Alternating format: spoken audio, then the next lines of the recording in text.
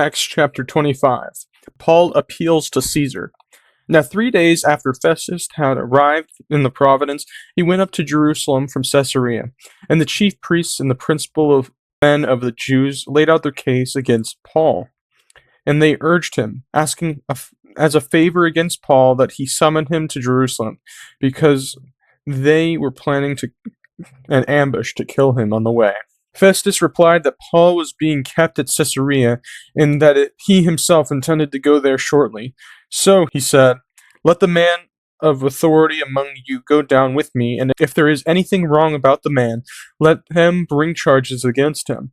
After he stayed among them not more than 8 or 10 days, he went down to Caesarea, and the next day he took his seat on the tribunal and ordered Paul to be brought.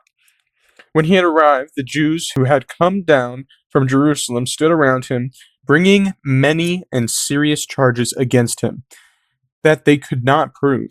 Paul argued in his defense, "Neither against the law of the Jews, nor against the temple, nor against Caesar have I committed any offense." But Festus, wishing to do the Jews a favor, said to Paul, "Do you wish to go up to Jerusalem and there be tried on these charges before me?" But Paul said, "I am standing before Caesar's tribunal, where I ought to be tried. To the Jews I have done nothing wrong, as for you yourself know very well. If then I am a wrongdoer and have committed anything for which I deserve to die, I do not seek to escape death. But if there is nothing to their charges against me, no one can give me up to them. I appeal to Caesar." Then Festus, when he had conferred with his council, answered, "To Caesar you have appealed, to Caesar you shall go." So, Paul appeals to Caesar. The chief priests try to kill Paul again by asking him to be tried in Jerusalem, where they're going to ambush him, but fail when Festus, which is the new tribune, decides that the trial will be held at Caesarea.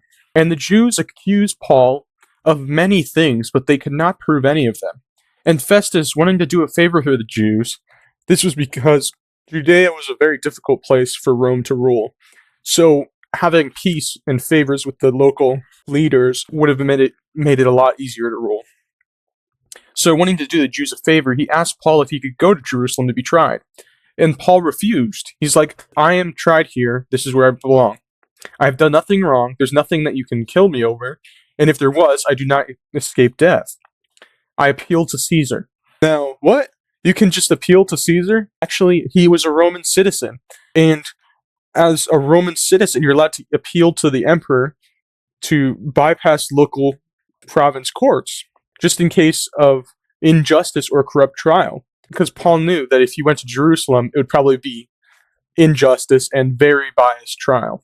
Paul before Agrippa and Bernice. Now when some days had passed, Agrippa the king and Bernice arrived at Caesarea and greeted Festus. And as they stayed there many days, Festus laid Paul's case before the king, saying, "There is a man left prisoner by Felix, and when I was at Jerusalem, the chief priests and the elders of the Jews laid out their case against him, asking for a sentence of condemnation against him. I answered them that it was not the custom of the Romans to give up anyone before the accused met the accusers face to face and had an opportunity to make his defense concerning the charge laid against him. So when they came together here, I made no delay, but on the next day took my seat on the tribunal and ordered the man to be brought.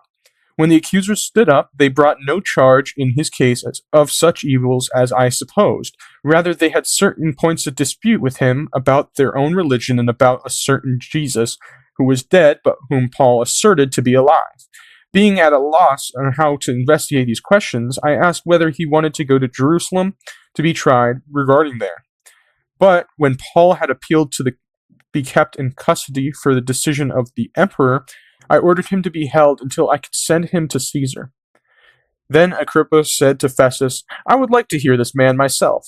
"Tomorrow," he said, "you will hear him." So on the next day, Agrippa and Bernice came with great pomp, and they entered the audience hall with the military tribunes and prominent men of the city. Then, at the command of Festus, Paul was brought in.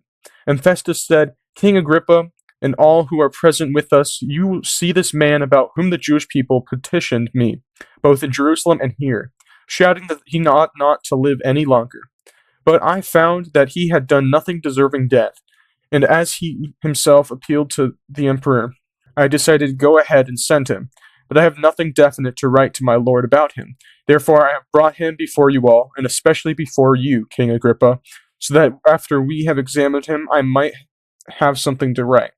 For it seems to me unreasonable in sending a prisoner not to indicate the charges against him. So, there was a lot of reading, but it's pretty short. Felix laid Paul's case to Herod Agrippa II, which is the grandson of Herod the Great.